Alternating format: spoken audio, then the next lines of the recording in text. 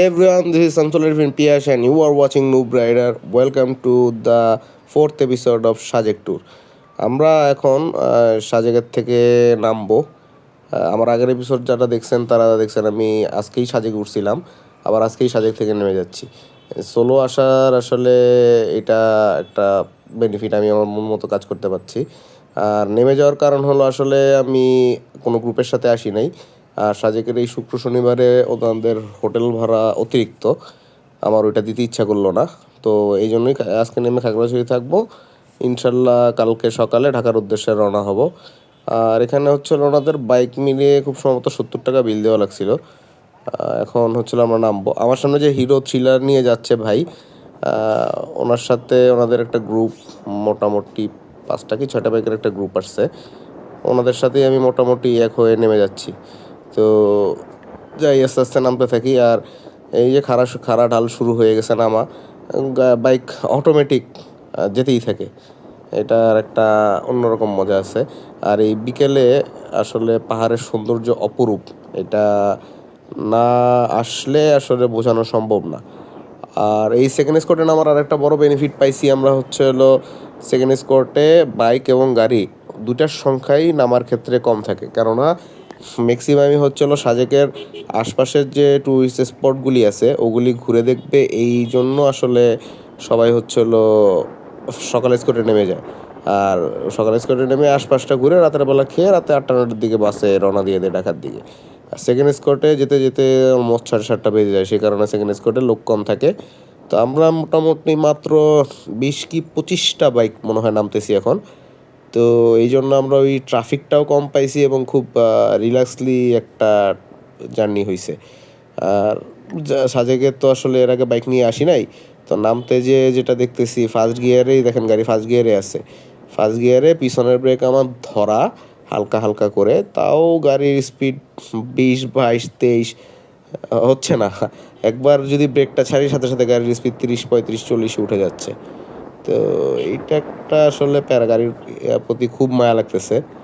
আপনার ইঞ্জিনের সাউন্ড কতটুকু আসতেছে আমি জানি না, কিন্তু প্র্যাকটিক্যালি আমি তো লাইভ শুনছি।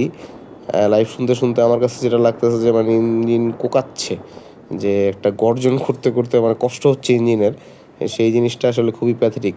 এটা যার বাইক সে বুঝে যে আমি গাড়ির কি প্রেশার দিচ্ছি। নামতে থাকি, দেখি একটু সমতল আসলে তারপর আপনাদের সাথে মনে হয় বাকিটা শেয়ার করব। প্রতিবার ক্যামেরাটা অফ করব ভাবি, আসলে অফ করতে পারি না। ওঠার সময়ও সেম কাজই করছি, এবং সেই সেম কাজ করার কারণে একটা ছোট্ট ভুলের কারণে আমার ফাইল করাপ্ট হয়ে গেছে এবং আমি উঠার ফাইনাল ভিডিওটা পাইনি। আর আশপাশে আসলে এত সুন্দর কর্নারিং আর এত সুন্দর ভিউ আসতেছে, ক্যামেরাটা অফ করতেও আসলে মন সায় দিচ্ছে না। এখন ভিউ কতটুকু দেখা যাচ্ছে সেটা আসলে ক্যামেরায় আসতেছে কতটুকু জানি না, খোলা চোখে যা আসতেছে আলহামদুলিল্লাহ। আপনার ক্যামেরা আমার অফ করতে মোটেও মন সায় দিচ্ছে না। তো চলতে থাকুক, যতটুকু পর্যন্ত ভিডিও করা সম্ভব করি। আর আসলে নামতে নামতে সন্ধ্যা হয়ে যাবে, তো সন্ধ্যা হয়ে গেলে মনে হয় না আপনার ওই রাতের ভিউ ভালো লাগবে, কারণ রাতে সবই এক, আশপাশে কিছু দেখা যায় না। এক হেডলাইট বা ফগ লাইটের আলোতে যতটুকু দেখা যাচ্ছে সেম রাস্তা আমরা পার হয়ে যাচ্ছি, না বোঝা যায় আমরা আপ হিল ডাউন হিল হচ্ছি, না বোঝা যায় আমরা কোন রোড দিয়ে যাচ্ছি। তো সেই কারণে রাতের ভিডিও আমার নিজেরও দেখতে যেমন ইন্টারেস্ট পাই না, আমার মনে হয় না আমার সাবস্ক্রাইবার বা যারা আমার ভিডিও দেখে তাদের কারও ভালো লাগবে। তো সেই কারণে নাইট ভিডিও করার প্রতি আমি ইন্টারেস্টেড না। তো আমাদের এই যে সামনে থ্রিলার, ওনাদের সাথে ওফ লোকাল, আমি লোকাল বাইক লুকিং গ্লাসে দেখলেই বা পিছনে সাউন্ড পেলে ছেড়ে দিই। লোকাল বাইকের সাথে সম্ভব না। ওনারা এই রাস্তায় চলতে চলতে ওনাদের রাস্তা মুখস্থ, 3জন হোক 4জন হোক, সেই প্লাটিনা নিয়ে ওনারা বিন্দাস চলে যায়, যেখানে আমাদের একটু হাই সিসির গাড়ি আনলেও আমরা কষ্ট হয়ে যায়। তো এটা অভ্যস্ততার বিষয় আছে। এই দেখেন সবাই এর কস করে সে চলে গেছে। তো যাক, বিষয় যেটা হলো যে যে আমাদের এই থ্রিলার ভাই, ওনার অনেক ভাই, আর ওনার সাথে ছিল ইয়াসির ভাই, আরও কয়েকজন ছিল ওনার সাথে। ওনারা মোনোটন, ফেজার, থ্রিলার, আর আরেকটা মেবি ওনার বাইকটা আমি ভুলে গেলাম। এই যে বাইকটা যাচ্ছে, এই বাইকটা আমাকে পিছন থেকে এসে হুটহাট করে প্যারা দিছে, পিছন অনেকক্ষণই সে প্যারা দিছে। তার সাথে খুব সম্ভবত তার আরেকজন পার্টনার আছে FZ ভার্সন 2 নিয়ে। তো আমরা এখানে এতক্ষণ পর্যন্ত আপনারা যতটুকু আমাকে নামতে দেখছেন, আমাদের সামনে কিন্তু কোনো বাইক কেউ কাউকে ওভারটেক করতেছি না। বাইকও অল্প, আর আপনার সামনে হচ্ছে হলো পুলিশের জিপ আছে, ওটাকে আমরা ক্রসও করতে পারবো না। তো শুধু শুধু স্পিডিং করে তো আসলে লাভ নাই।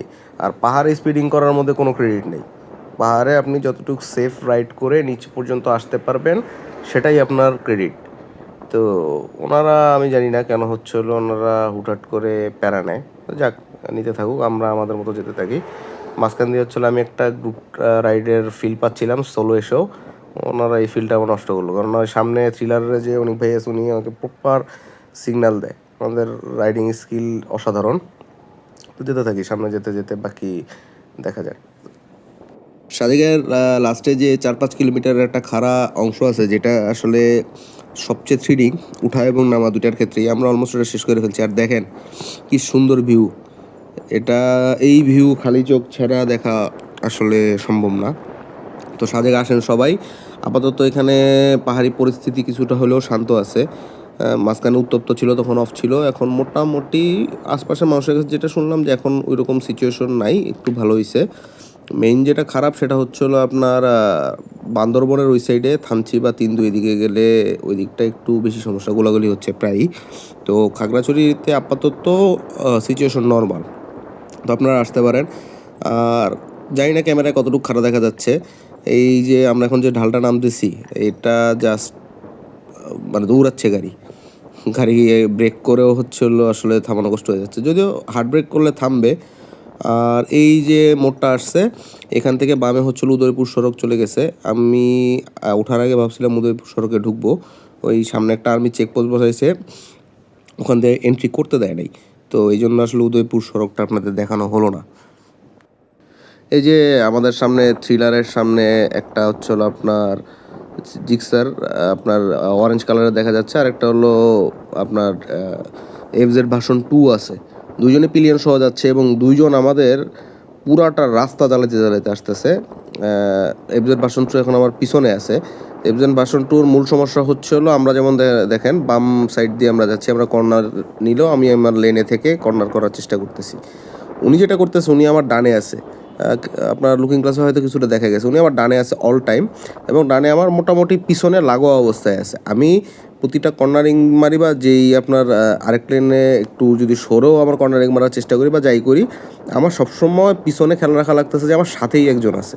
তো এইটা খুবই ইরিটেটিং একটা বিষয়। হয় সে সামনে চলে যাক, অথবা সে হচ্ছে হলো আমার পিছনে আমরা যেরকম ডিস্টেন্স মেনটেন করতেছি সেটা করুক। কোনোটাই করতেছে না। এই যে এখন ক্রস করে যাচ্ছে, না এটা না, এটা পালসার। এটা হচ্ছিল আমাদের, আমি যে গ্রুপের সাথে যাচ্ছি ওনারা না, উনি অ্যাকচুয়ালি আমাকে ক্রস করছে। আমাকে পরে যেটা বলছে যে ওই পিছনে এই বাইকের প্যারা খেয়ে সে হচ্ছিল তাড়াতাড়ি ক্রস করছে, আর পারতেছে না। আরেকটা বড় সমস্যা যেটা জিক্সার এবং আপনার এফজেড ভার্সন 2 দুইটারই, এই দুইজন আপনার পিলিয়ন নিয়ে আসছে পাহাড়ে, তাদের ন্যূনতম এক্সপিরিয়েন্স নাই, তারা পাহাড়ের ঢাল ভাঙতে পারতেছে না। যেখানে আমি 3 নাম্বার গিয়ারও সেকেন্ড গিয়ারও আরামসে 30-35-এ ঢাল ভেঙে যাচ্ছি, সেখানে তারা হঠাৎ করে রানিং অবস্থায় স্লো হয়ে যায় এবং সাপের মতো আঁকাবাঁকা ফাইজলামি শুরু করে। তো এটা নিয়ে আমাদের মানে খুবই প্যারা দিচ্ছে তারা, এই গ্রুপটা। এটা আমরা হচ্ছিলো ফার্স্ট স্কোয়াড একটা ব্রেকে যেখানে থামে ওইখানে ধরছিলাম তাদের। তারা আমাদের বলতেছে ঢাকা থেকে এসে চিটাগাংয়ের মানুষে ঝাড়ি দিচ্ছে, কত বড় সাহস। তো লাকিলি আমার সাথে যে গ্রুপটা ছিল 6 বাইকের, পুরো গ্রুপটাই হচ্ছিলো আপনার চিটাগাংয়ের গ্রুপ। ওনারা পরে ধরছিল যে ঢাকা থেকে আসি আর চিটাগাং থেকে আসি, আপনি চালানোর এই অবস্থা, আপনি শুধু শুধু হচ্ছিল আবার তর্ক করবেন কেন? তো এটা নিয়ে মোটামুটি একটা কথা কাটাকাটি ওই সিচুয়েশন হয়েছে। তো আর আরেকটা যেটা শুনলাম অনেক ভাইয়ের কাছে, যে আমরা ওরা যে ও এই জিক্সারটাকে সামনে যেতে দেওয়া হয়েছিল, ওরা মোটামুটি ধরেন একটা কর্নারিংয়ের টাইমে সে মোটামুটি পাহাড়ের বাইরে চলে যাচ্ছিল। তো সেখানে আপনার লাস্টে লাকিলি কীভাবে জানি সে বেঁচে গেছে। তো ওইটা নিয়ে আমরা কতক্ষণ হাসি তামাশা করছি। আর এই যে খাড়াঢাল যাচ্ছি, ওই জিক্সারটা সামনে গেছে, সামনে যে হচ্ছিলো সে কন্টিনিউয়াসলি ডানে বামে সে সাপের মতো মুভ করে। তো সে ঢাল ভাঙতে তার কষ্ট হচ্ছে, তার অ্যাটলিস্ট হিসাব রাখা উচিত তার পিছনের বাইক তো উঠবে, কেন সবাই এখানে একই ধরনের সিচুয়েশনে আছি। তো সে ওই ইয়েটা আমাদের দেয় না, সে আমাদের প্যারা কন্টিনিউয়াসলি দিয়েই গেছে। আর এই যে থ্রিলারের যে ভাই আছে, ওনার সাথে চালানো, ওই যে দেখেন উনি সিগন্যাল দিচ্ছে প্রতিটা সেকেন্ডে, ওনার সাথে চালানো একটা অন্যরকম মজা। প্রতিটা জায়গায় সিগন্যাল এবং প্রতিটা রাইডিংয়ের ওনার সাথে আমার রাইড যে করতেছে উনি, প্রতিটা কর্নারিং বলেন পারফেক্ট। আমি ওনার সাথে রাইড করে, ওনাদের গ্রুপটার সাথে রাইড করে মনে হয়েছে এরকম একটা গ্রুপের সাথে আসলে গ্রুপ রাইড দেওয়া উচিত। আপনার আলতু ফালতু গ্রুপের সাথে না দিয়ে এই ধরনের প্রপার গ্রুপের সাথে যদি রাইড দেই তাইলে একটা রাইডিংয়ের আলাদা মজা পাওয়া যায়। দুর্ভাগ্যবশত এই জিক্সার আবার আমার সামনে চলে আসছে। তারে যত আমি সাইডে রাখার চেষ্টা করি আসলে সম্ভব না তারা সাইডে রাখা। সে একটু যে খোলা জায়গা পেলে পাগলের মতো টান দিবে, টান দিয়ে সামনে আসবে। যখন একটা ঢাল ভাঙতে যাব তখন সে প্যারা খাবে, সাথে আমাকেও প্যারা দিবে। এই যখন ঢাল ভাঙতেছি তার অবস্থা দেখে সে পারলে রাস্তার বাইরে চলে যাচ্ছে। এটা তো আমি ভিডিও এডিটিংয়ের আসলে আগে আসলে খেয়ালও করি নাই। সেই ধরনের সিচুয়েশনে কয়েকবারই হয়েছে। প্রতিটা ঢাল ভাঙার সময় সে হলো আরেকজনকে প্যারা দেয়। হইতে পারে আপনার ক্লাচের সমস্যা, আপনার গাড়ি ঢাল ভাঙতে আপনার কষ্ট হচ্ছে, হতেই পারে এই রাস্তায় আসলে। কিন্তু তাই বলে আপনি আপনার কারণে আরেকজনকে বিপদে ফেলার চেষ্টা করবেন, সেটা তো আসলে জাস্টিফাইড না। তো এটা আমাদের কাছে কখনোই কাম্য না। আমরা অলমোস্ট 50%-এর উপরে পথ কাভার দিয়ে দিছি। যে স্পিডে নামার যে স্পিড, তাতে হচ্ছিল যতটুকু মনে হয় বিকাল থাকতে থাকতেই আমরা খাগড়াছড়ির কাছাকাছি পৌঁছে যাই। খাগড়াছড়ি না হলেও আমরা দীঘিনালা পৌঁছে যাব। তো দীঘিনালা পৌঁছাইতে পৌঁছাইতে রাত হোক আর যাই হোক, দীঘিনালা পৌঁছাইলে আজকে রাতে হচ্ছিলো আমি কালকে যে হোটেলে ছিলাম সেই হোটেলটাতেই থাকবো। আর কালকে সকালে 7টা থেকে 8টার মধ্যে ইনশাল্লাহ ঢাকার দিকে রওনা দিয়ে দিব। টার্গেট যেটা আছে, কালকে বিকালের মধ্যে আমি ঢাকা থাকবো। রাত হওয়ার আগে আগে ঢাকা থাকতে চাই, কেননা যেই পরিমাণ কুয়াশার প্যারা খাইছি আর কুয়াশা দেখছি, তাতে আমি রাতে যদি হাইওয়েতে রাইড করি, ফগ থাকুক আর যাই থাকুক, রাইড করা সম্ভব না। তো সে কারণে আসলে টার্গেট হচ্ছিল আপনার একদম সন্ধ্যার আগে আগে যদি ঢাকা পৌঁছাইতে পারি, বা অ্যাটলিস্ট মেঘনা ব্রিজের কাছাকাছি পৌঁছাইতে পারি, তারপর এলাকা আমার পরিচিত, ওইটুক চলে যেতে পারবো। কিন্তু মেইন হাইওয়েটা সন্ধ্যার আগে পার হতে হবে। প্রতিবারই ক্যামেরা অফ করি, প্রতিবারই দেখা যায় সামনে একটা রোদের কারণে, পাহাড়ের উপর রোদ পরে একটা সুন্দর সিন সামনে চলে আসে। আবার ক্যামেরা অন করি, আবার একটু পরে দেখা যায় আবার একই ধরনের সিন চলে আসছে, আবার ক্যামেরা অন করতে হয়। জিনিসটাই যে দেখেন, সামনে যত দূর দেখা যাচ্ছে উঁচু পাহাড়, আর এই যতই ঢাল দিয়ে নামি, কোনটা দেখবো, সৌন্দর্য দেখবো না রাস্তা দেখবো, আসলে এটা একটা প্যারা হয়ে যায়। আর ক্যামেরায় আসলে 100% আসে না। যত দামি ক্যামেরাই কিনি, আমার যেটা আমি দেখছি, কখনোই ক্যামেরায় সেই জিনিসটা আসে না। আর না আসলে কিছু করার নাই, আসলে যতটুকু আসে ততটুকুই আপনাদের সাথে শেয়ার করার চেষ্টা করি। আমি এই জিনিসটা প্রথম ফিল পাইছি হচ্ছিলো সবচেয়ে বেশি আপনার দার্জিলিংয়ে। আমি দার্জিলিং থেকে কাঞ্চনজঙ্ঘা আমার কাছে দেখে মনে হচ্ছে I can touch it, I can feel it, I can touch it. But এটা যখন আমি ক্যামেরার ছবিগুলি বাসায় এসে দেখা শুরু করলাম, ও মাই গড, আপনার হলো কাঞ্চনজঙ্ঘা মনে হচ্ছে আমরা ধরেন বাংলাদেশে পঞ্চগড় থেকে যেভাবে কাঞ্চনজঙ্ঘা দেখা যায় সেভাবে দেখা যাচ্ছে। অথচ দার্জিলিং থেকে মনে হচ্ছে একদম আমার সামনে, আমি হাত বাড়াইলেই যে ছুঁতে পারতেছি। কিন্তু আসলে সেটা বাস্তব হয় না। তো এই আসলে কিছু করার নাই এই ক্ষেত্রে। তো ক্যামেরায় যতটুকু আসে আসলে ততটুকু শেয়ার করার চেষ্টা করি। তো এই যে আমাদের জিক্সার সাহেব প্যারা কন্টিনিউয়াসলি দিয়ে যাচ্ছে, এটা থামাচ্ছে না। যেমন এই থ্রিলারের ভাই যখন আমাকে এই ওভারটেকটা করলো, ওভারটেক করার আগে কিন্তু উনি আমাকে সিগন্যাল দিচ্ছে, আমি ওনাকে জায়গা দিছি, উনি ওভারটেক করে গেছে। কিন্তু ওই ভদ্রলোকের কাছ থেকে আসলে সিগন্যাল তো পরের কথা, কোনো কিছুই এক্সপেক্ট করাটা উচিত না। তো যাক, ওনারা ওনাদের মতো চালাক। ওনাদের লাস্টে ওনারা যেটা করছে, আমাদের ঝাড়ি টাড়ি খেয়ে একটু পরে যে আমাদের পিছনে অনেক পিছন থেকে আসা শুরু করছে। আমাদের সাথে আর তারা নাই। তো তাও আমরা কিছুটা রিলিফ পাইছি, যে বাঁচছি কিছুটা হইলেও, তো আমাদের পিছ ছাড়ছে। তো আমরা ফার্স্ট স্কোয়াডের ব্রেকের পরে আবার রওনা দিছি।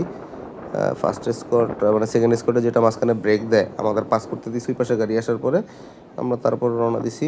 এখন দীঘিনালা বলতে বাগাইছড়ির কাছাকাছি আমরা চলে আসছি।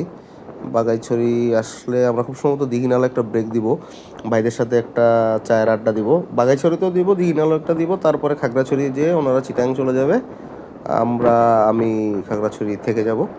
খাগড়াছড়ি হোটেল একটা এখানে আসলে 700-800 টাকায় আপনি মোটামুটি ভালো মানের হোটেল পাবেন। 700-800 টাকায় এটা আপনি বাইক ট্যুরের সাথে অ্যাড করতে পারেন। যদি আপনি আগে সাজেক এসে থাকেন, তাহলে আপনার জন্য সাজেক নাইট স্টের কোনো দরকার নেই যদি সিঙ্গেল সোলো আসেন, কারণ অত টাকা ভাড়া দিয়ে যেই দেখা জিনিস বারবার দেখার কোনো মজা নাই। আর এই টাইমটা সাজেকে প্রচুর কুয়াশা, আপনি আশপাশে কোনো ভিউই পাবেন না, শুধু কুয়াশা পাবেন। আমি এখন দুপুরবেলা উঠেই আমি কুয়াশা ছাড়া আর কিছু দেখতেছিলাম না আশপাশে। তো আপনারা এই টাইমটায় যদি আসেন সাজেক, তাহলে অবশ্যই আপনার ওখানে না থেকে আমার সাজেশন হচ্ছে হলো আপনারা খাগড়াছড়ি থাকবেন, খাগড়াছড়ি থেকে দেন আপনার হচ্ছে হলো আপনারা ঢাকা বা যেদিকে আপনি যান, কেননা হচ্ছে হলো আপনার ওই যে 2-3 হাজার টাকা ভাড়া সোলো ট্যুরে এসে দেওয়ার থেকে মানে সাজেকের ভিউ আসলে কিছু নয়। আপনি খাগড়াছড়ি থাকতে পারেন, এই থেকে ফার্স্ট স্পটে আসবেন, সেকেন্ড স্পটে নেমে যাবেন, খাগড়াছড়ি যে আপনার হাতে রেস্ট করতে করতে দেখা গেছে রাতে খাওয়ার সময় হয়ে যাবে, খাওয়া দাওয়া করে বাইক নিয়ে খাগড়াছড়ি টাউনটা আশপাশটা একটু ঘুরে আপনি একটা রিল্যাক্সিস প্রপার একটা ঘুম দিয়ে সকালবেলা উঠে রওনা করতে পারেন। তো আমি ঘুমের গুরুত্বটা আসলে বাইক ট্যুরের ক্ষেত্রে খুবই জরুরি, তো আমি সাজেস্ট করবো আপনাদের এটাই। তো ভিডিওটা লম্বা না করি, সাজেকের ভিডিও তো আপনারা অনেকেই দেখছেন, অনেক রাস্তায় দেখছেন। তো আজকে ভিডিওটা এই পর্যন্তই। ভিডিওতে কোনো কিছু ভালো লাগলে খারাপ লাগলে অবশ্যই হচ্ছে হলো কমেন্টে জানাবেন। আর ভিডিওটা ভালো লাগলে একটা লাইক দিয়ে দিবেন, চ্যানেলে নতুন হলে একটা সাবস্ক্রাইব করে দিবেন, অথবা যারা ফেসবুকে দেখতেছেন তারা একটা ফলো করে দিবেন। ইনশাল্লাহ আপনাদের জন্য সামনেও এরকম আরও ভিডিও নিয়ে আসবো। ট্যুর আসলে চাকরি করে দেওয়াটা একটু কষ্টকর, তো চেষ্টা করবো। তাও হচ্ছে হলো আমার নেক্সট টার্গেট হচ্ছে হলো বান্দরবন ঢুকবো ইনশাল্লাহ, সামনে বান্দরবনের ভিডিও দেখবো। আর ফাইনাল টার্গেট হচ্ছে হলো লাদাখ, ইনশাল্লাহ কোনো একদিন যাব, নিজের বাইক না হোক ইন্ডিয়া থেকে রয়্যাল এনফিল্ড ভাড়া করে হলেও যাব। তো সেই জন্য আস্তে আস্তে স্বপ্নর কাছে যাওয়ার জন্য আপনার প্রপার সব কিছু গুছাচ্ছি। যাই হোক, তো আজকে এই পর্যন্তই, দেখা হবে সামনের কোনো ভিডিওতে। সেই পর্যন্ত সবাই ভালো থাকবেন। টিল দেন, খোদা হাফেজ, টাটা, বাই বাই।